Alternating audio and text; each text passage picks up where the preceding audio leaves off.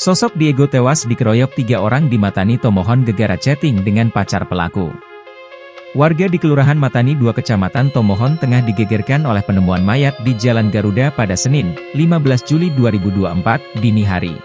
Jasad pria yang diketahui bernama Diego Stefanus Pioh 23 tahun ini ditemukan sekitar pukul 4 WITA. Kapolres Tomohon, AKBP Larry Ronald Tutu, mengonfirmasi kejadian tersebut dan menyatakan bahwa 3 orang telah diamankan sebagai terduga pelaku. Kami sedang mendalami motif di balik pembunuhan ini, ujar Larry.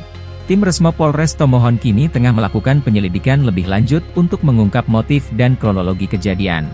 Melansir beberapa sumber, disebutkan jika korban Diego merupakan seorang pengendara ojek online. Korban merupakan warga Kelurahan Tumatangtang Sarongsong Kecamatan Tomohon Selatan Sulawesi Utara. Disebutkan jika saat korban ditemukan, terdapat sejumlah luka tusukan hingga pukulan benda tumpul. Diduga, korban dikeroyok usai chattingan dengan seorang wanita inisial MR yang merupakan pacar pelaku utama.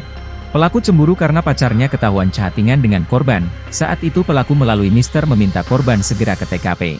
Saat korban tiba, pelaku dan kedua teman langsung menyambangi Diego dan menganiaya hingga akhirnya korban terjatuh.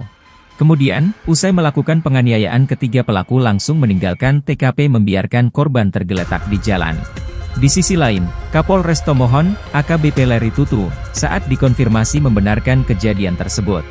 Ia menambahkan bahwa pihak kepolisian saat ini sedang melakukan penyelidikan lebih lanjut di tempat kejadian perkara.